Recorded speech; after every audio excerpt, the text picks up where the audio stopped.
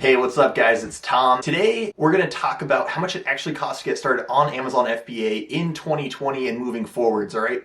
Now, there's some costs that are mandatory, things you absolutely have to have to sell on Amazon FBA, and then there's some that are optional, and we're gonna break down both of those for you in this video today.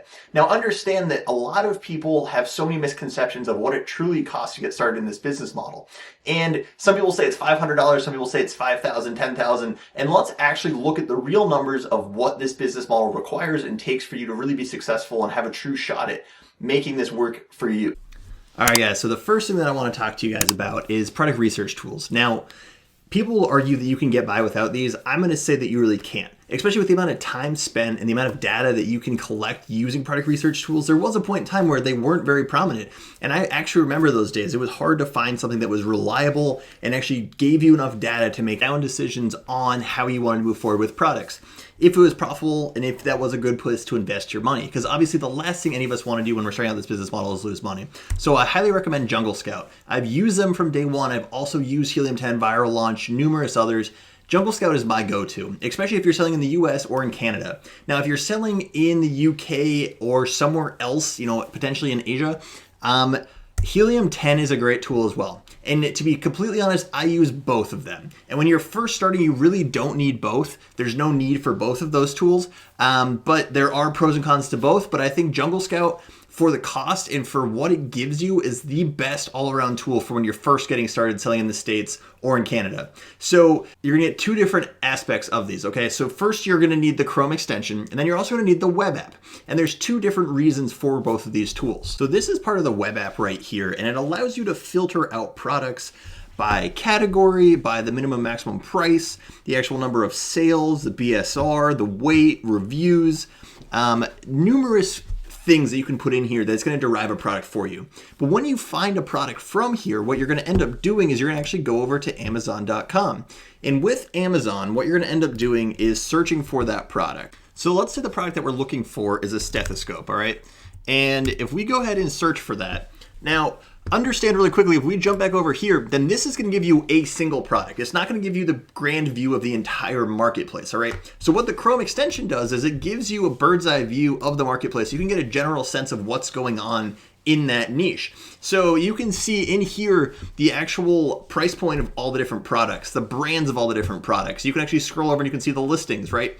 You can also see the amount of reviews, the amount of revenue, the actual estimated fees, your actual BSR, and then the seller type is hugely important because you have to see whether it's Amazon that you'd be directly competing against or another FBA seller, or it'd potentially be an FBM, a fulfilled by merchant. And you can see, the categories that they're in. So this just gives you a very good insight into what's going on.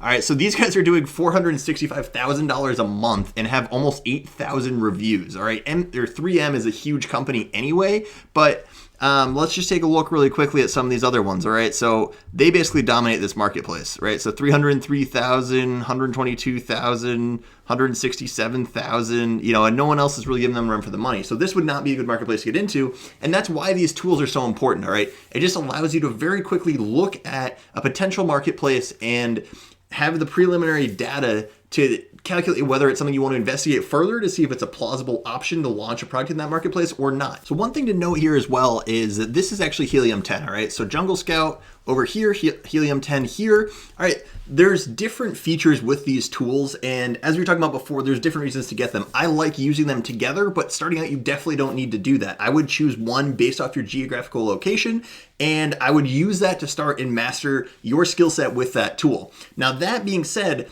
let's jump into the next actual cost when it comes to starting Amazon FBA. So Jungle Scout, Helium 10, really quickly, if you get the Jungle Scout very basic edition, then it's going to be $69 a month for both the web app and the Chrome extension. There are some links down below that can get you a little bit better of a deal if you're buying in a bigger package. It is an affiliate link. I do get money from that, but it is just giving back to you guys, trying to make it easier for you. Now, the next thing that you're going to need is an Amazon seller account. And people are going to tell you different things here, all right?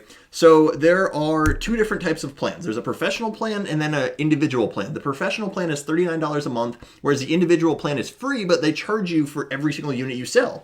And when you're going into this business model and buying a bunch of inventory and making sure that you really want to go and scale this thing, you don't want to be paying a fee for every single unit that you sell.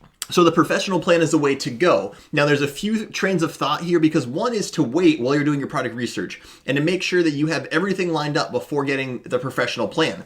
But the other thing you can do is actually sign up for the professional plan and send Amazon, customer support or seller support. The other thing you can do is send Amazon seller support an email and just say, for the last 2 months, I've been paying the $39, but I have not been selling any units, and we're just going to start to now. They will refund you that back. So that's just something to bear in mind, okay? So that's something we're absolutely, that you are going to need. Now, the next thing you're going to want to look at is samples. So a lot of people skip this step in the process, and I have never been one to do that. I always want to put my hands on whatever it is I'm potentially buying. So once you've found a product, you've identified it, you're not going to go ahead and buy all of your inventory. You're going to go and get a few samples to make sure that your manufacturer and the supplier you're working with puts out quality goods. Now, the other thing I recommend when you're doing this is to buy your competitors, your top 3 competitors in the marketplace. Buy their product. Look at their packaging, look at the quality of the product, look at a lot of things and compare yours to make sure that you're adding value to the marketplace and you're really differentiating yourself. Now, the other thing you can do is make sure that you can get a US made version of this product, all right? Some big company that you already know, to make sure that you're comparing and contrasting, just because you want to have an idea of the quality of the actual product that you're getting. And this also sheds light into your supplier, how well you're going to work together. I have another video on that actually on this channel that talks more about why you should get samples. But in here, with samples, because they're going to be air freighted and, you're really paying for shipping, a lot of manufacturers will give you the sample for free, but will charge you for shipping. With your top 3 competitors, I would say it's anywhere from $70 to $150 to kind of cover this basis, all right? So the next thing that you're going to need is UPC barcodes. Again, here's kind of where this game has changed a little bit. You need a UPC barcode to register your product with Amazon FBA to end up getting an FN SKU. Now, your barcode that you submit, the UPC, needs to be in the GS1 database and registered there. So you have 2 options. Your first is to go and actually get your barcode from GS1 directly. And it's a $250 fee, and then it's $50 every year to maintain that barcode. Now, the other option is to buy a $10 barcode from Nationwide Barcodes. But understand that if that barcode doesn't work, then you are going to be in a world of hurt when you go to launch your product after your box is made, everything's good, and you submit your product and you've actually shipped it to Amazon already, and then they kick it back saying, no, we can't accept this. And I've had that happen. Not fun, guys. I recommend just paying the money up front, making sure you get the GS1, all right? Now, product photography is huge because they're not in the actual store. They're seeing pictures online, they're seeing a few things, but they can't pick it up, they can't play with it, they can't touch it. And so here's what this needs to be great. You need to be able to make them buy with their eyes and really focus and hone in on your product. So you need numerous types of photos. You need both your actual featured image, which is your main image whenever someone looks at a listing, when you're actually scrolling down through Amazon. That picture has a white background and just has your product there. And you want to make sure that this is killer, all right? Because that's what's going to draw people in the first place. The other thing that you want to make sure you have is lifestyle images, right? So you want to have a model and someone actually using your product in a real world application like your consumer potentially would, because it shows them and reminds them that, oh, okay, this is how I could use this. This is what it would look like in a way. And if you get your photography done right, then it makes or breaks your listing. If you look at a heat map, and they've done this numerous times, of where people actually look when they're looking on Amazon to buy, most people never go past the top of the first page, all right? And the other thing is what everyone pay attention to, it's your title, your image, and your price point. And the reviews would probably go in that category as well. But your product photography is super important. So if you know someone, or if you have a nice camera, let's just say, you have a mirrorless or you have a DSLR or whatever, then you can go ahead and you could try to take your own pictures. I don't recommend that route. I did this for my first product. I won't lie, I bought like a $12 light box and snapped a few with a white background. They didn't come out as well as I wanted them to. And even with Photoshop, playing around with it, it's just better to get someone who knows how to take product photos. Now, this being said, you might have a friend, someone local that's great at taking headshots, portraits. Maybe they're willing to do it for free. Maybe there's a university near you where there's a photography student that's trying to build their portfolio. You could go that route and see how it turns out. And then if it doesn't work, just bear in mind that you're going to want to go and get it done the right way eventually. And maybe you want more recurring cash flow, maybe the revenue from after selling out your first product, after you buy your second order, then you're going to use some of that money to get better pictures. But you're better off having a fully optimized listing from day one to help your conversion rate, to help sell, rank, and scale your actual product out of the gate. So this, I would say, it's anywhere from free to about $250. You can go crazy and spend a lot of money. But I think you can get it done very well for about $250, all right? So the next thing is branding. Now, the days of launching random products on Amazon are gone, all right? That doesn't work anymore. You need to be building a brand that has a core ideology around it. So your logo is actually very important as far as your packaging of your product, the actual initial presentation. And now understand that until they receive that Amazon Prime box, then they've only seen the pictures that you had, right? So they bought based off your pictures, your description, reviews, things like that. But your pictures are really kind of, in a way, what made them decide they liked your product, your offering.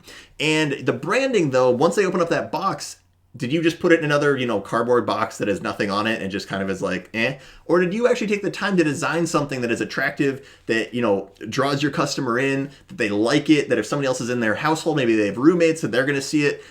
You want to have a nice presentation. And this is done fairly easily, especially with, the logo, your box design, which you'll usually include, whatever country it's made in, as well as your UPC, some other information on that, usually your website. If you have a third-party external website, you want to start driving traffic to that. And with this, you can also include your package insert, which could drive them to either a free ebook that adds value. Let's say you have something in the kitchen space, you give them a free ebook with, your top 50 recipes, or you give them, warranty instructions. They have to submit their email, whatever else too, and you're capturing information on the side to do that. Or you're just building your brand. Think about Nike. That swoosh is like the most iconic thing in the world. Apple, same thing. It's a very, very simple logo, but people remember it and they identify that brand with it. So that's why this is so important, all right? So I would say that you can spend anywhere from $100 to $500 doing this, all right? With your logo, your package design, graphic design, like 3D rendering, things like that. Fiverr, Upwork, 99 Designs, Jungle Scout Marketplace, all great ways to do this. You can go and do this for well, I wouldn't say free, but fairly cheaply by yourself. So Tailor Brands is an option, right? And we've gone over that in other videos, but essentially it's a site where you can kind of have them pre-make a logo for you. You sign up for a subscription for a month. I think it's like $12, and you get to kind of play with your design, like it, then you can download it and then cancel your subscription for $12. You have a logo. Not bad. The other thing is you can use Canva. Canva's free. You can go on and play with that. There's some pre-built templates, but you could go on and, manipulate things and try to build out a logo that you like if you're creative. Now for me, success loves speed. So if we want to get this done as fast as possible so we can get back to revenue creating activities, then I want to just outsource my branding and, approve it, obviously, work with them, make sure it looks visually appealing, it's aesthetically pleasing, and, you could see building a huge brand around the logo and what you're actually establishing now. So the next thing is your actual initial inventory. All right. So I'm going to put inventory and shipping together. And the reason for this is that is how you should look at kind of these metrics. Because when you're at the point of actually negotiating with suppliers, sure, we're going to be talking to inspection companies, freight forwarders, other things of that nature here, but your initial inventory is critical, right? And there's, again, two different trains of thought here. So some people like to place what I would call as a test order. So they'll order 250 units, 500 units, and launch that to test and see how well the product does in the actual marketplace, all right? Because in practice, because in theory, practice and theory are the same thing, but in practice, they're not, if you follow me. So sometimes what you think is going to work really well doesn't, and vice versa. So people like to test that, and I get it. In a way, it's putting like kind of your toes in and not jumping in with both feet. Now, the issue here is what a lot of people do is they run out of stock. And when you run out of stock, basically all of your launching, your listing optimization, everything that you just did to try to create this sales velocity and index and rank on that first page is hurt drastically by being out of stock, because you can't sell anything, your BSR drops, and especially if you don't time it right and you're out of stock for, let's say, 2 months, you're starting over. You're literally going to relaunch your product and try again. And while that might work, it also is going to hurt your listings kind of health and account overall, because you're going to start doing this with your BSR if that's what happens. So I like to never run out of stock. So I always recommend having 3 months of inventory, all right? 2 to 3 months. And that seems excessive, I know. I like to go all in because the way that I teach this is very data-driven research to make sure that we're entering a great marketplace and that we're confident moving forward with our products, and we know how we're going to launch it, we know our approach, we know our differentiating factors, and that's how this will work, all right? And you also get a better cost per unit when you're buying more. Now, in here, understand, let's just take an example, all right? We're selling a product that costs us $2.27 to ship.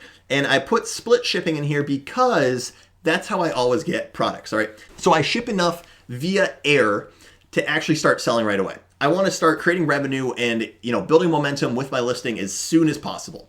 And the rest of it I'm going to send via sea. So as long as I have, let's just say a month or a month and a half to, make sure I'm covered, because that sea shipping can take a while. It can take 30 days, 45 days, 50 days. It really depends on what happens, as well as when it hits customs, you want a buffer there. But I split ship just because it helps my profit margins, but it still allows me to sell right out of the gate. Now, when you're doing this and when you start really getting going, one thing you're going to need for sea shipping is to buy a bond.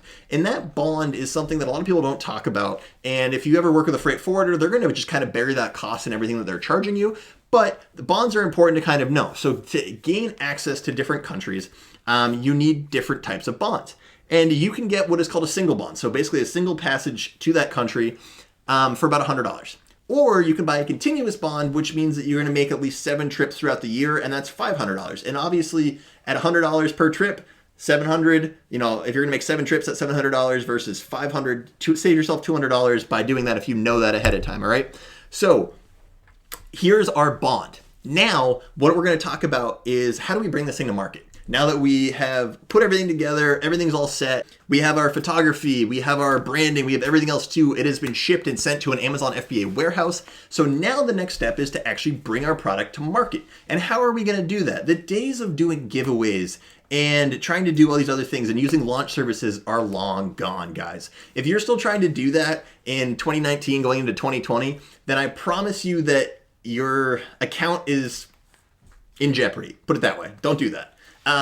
So I use Amazon PPC. I use their own platform's PPC, and I am super aggressive out of the gate. And what this means is when we're doing product research, when we're optimizing for our keywords, when we're building out our listing with our title, our description, our back end, our bullet points, all of that stuff is all catered to the marketplace and how I can come in and rank and differentiate myself. So once I have these things in front of me, once I already know what I'm doing, then I'm going to go spend a ton of money behind it because I've done my homework up front, and now it's time to actually go reap the rewards of that. So I'm going to launch with Amazon PPC, and I'm going to spend anywhere from $250 to $500, if not more, in the first week. And I know that seems excessive, but trust me, back in the day, launch services cost about this, if not more. And this puts you in a great position because if you come in super aggressive on the keywords you want to rank for, then you start getting sales, you start gaining sales velocity, you start ranking and indexing for keywords. And then you're going to see that this money comes back quickly. A lot of people will launch and not spend enough. They'll kind of put like $100, $50, and then they're in this like kind of weird in-between middle ground where they're not ranked well enough to get great sales. They're getting a few here and there. They haven't spent enough on PPC, but they still have to run PPC to get any sales. And you just don't want to be in that kind of limbo position. You'd rather go out and be out front to start with and stay there. So now let's talk about a couple of optional things.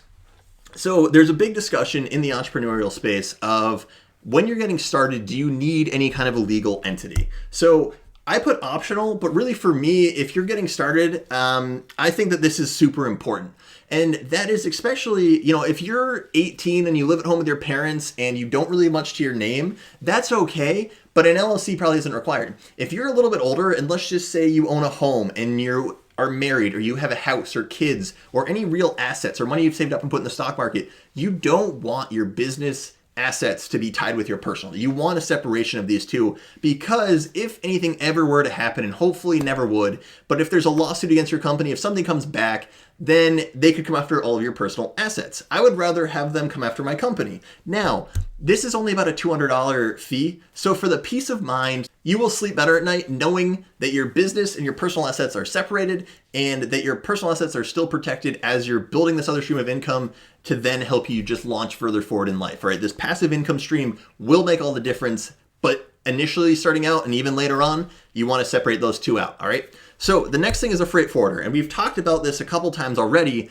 talking about, inspections typically your freight forwarder will do for you. They're also the person that'll help you with sea shipping. If you're shipping anything by sea, I think a freight forwarder is a great thing. You don't necessarily need them. They just save a lot of time. And I'm all about speed, right? I want to be able to go back to doing the things that I'm great at, focus on that, and not be doing logistical paperwork to make sure that my product doesn't get held up at customs coming in to the US, all right? So this is probably $200 to $500, really depending on your freight forwarder, who you choose to work with, and how things are structured, all right? Now, the next thing is the early reviewer program. And I would say that this program itself is basically mandatory, actually. The more I think about it, it really is, because when you're doing this, you need Amazon to help you get reviews. Amazon has gotten smart, all right? It used to be a few years back where there were people on YouTube that literally had a YouTube channel reviewing Amazon products. That was their job, like full-time job. And it's funny to see how far we've come, because now it is, exponentially harder to get reviews, but the way you get reviews is by having an outstanding product, a great brand, bringing value to your customer and really caring about your customer. And honestly, at the end of the day, that's the way it should be, right? And that's what Amazon has done from day one. If you go back and watch some of, Jeff Bezos' interviews, it was all about the customer experience, customer service, and things that are going to benefit them. So with this big thing in mind, early reviewer program, I highly recommend doing it, but this costs $70, super easy to set up. Just go in your Seller Central, go up to sponsored or promotions, and then underneath that, you're going to all sign up for the early reviewer program once you have inventory at Amazon FBA and once your product listing is live. So $70, I highly recommend doing this because reviews are the social proof for your product, and it's an important aspect. Absolutely. So this is a great way to get 3 to 5 reviews fairly quickly. There's no guarantee that they're going to be, great reviews, but as long as you've done your due diligence, have a great product, then you should have zero issues here. The next thing I want to talk to you about is a brand trademark. And in the US, they just announced the IP Accelerator, which one of the past videos was on. This is a huge opportunity. It is expensive to do that, as my team has kind of gone out and tried to look at how much it actually costs to enroll in an IP Accelerator program with one of the vetted firms. Some of the quotes I got back were like $2,500. Typically, you can file your own trademark. It's a $350 fee. It could be more than that if you're going to use a lawyer. And I do recommend actually hiring a lawyer. And here's why. Because if you file for a brand trademark and that gets kicked back, there's so many things that can go wrong in this process. If you don't do due diligence and make sure that the actual trademark that you're filing for and the things that you're vetting are available and that you're not infringing somebody else's trademarks, then that can be kicked back, and it can be a super long process. The great thing about the IP Accelerator is that you get brand registry within 2 or 3 weeks, which is a game changer because it allows you to add videos, add brand enhanced content, control hijackers on your listing. But anyways, that being said, file yourself, use a brand trademark, and get this set up. I wouldn't say it's optional. I think it's optional when you first start out. If you're going to actually scale and really build a business, you're going to need a brand trademark regardless because you want to protect what you're building.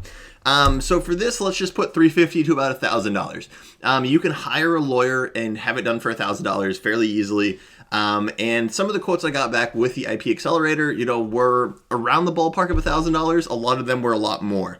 So that is one other note. Now, what I highly recommend is joining a course with mentorship. It's going to break down for you step by step the exact blueprint that's been proven and numerous other people have used to leverage that to be super successful. Now, I get you can go on YouTube, you can go on Udemy and buy a cheap course, you can go and do different things, but to get where you want to go the fastest, it's best to find not only a course, but a mentor, because that mentor is going to answer your questions. They're going to work with you. They're going to make sure that if there's any hole in your knowledge base or in your skill set base that you go and address that. And it's someone who also kind of just to bounce ideas off of, with your unique scenario and situations pertaining to Amazon FBA.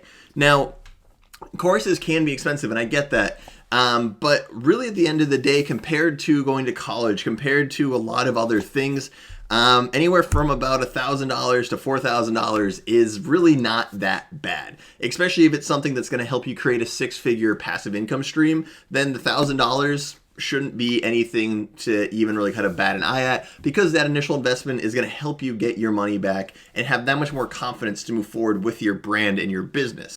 So I don't think you need to buy into a program that's like $4,000. I think anything that is, $500, $600, $1,000 is going to be great. There's a lot of proven programs in that price range where you could use that other money to actually go and buy your inventory and move your business forward. That being said, last thing that I want to talk about in the optional section is reserve funds. So it's good to have some extra money on hand when you start out, just because things happen in your business. things come up, things change. Maybe you underestimate how much money you need for PPC, or something comes up in your shipping process and you have to pay additional fees, taxes, whatever. It's good to have an extra $100, $500 when you're starting out, just to basically account for the things you didn't account for, because it does happen. Now, this being said, at the end of the day, how much does it truly cost broken down? So if you look at the mandatory total, we're looking at $2,378 to really get started and have a good shot at this.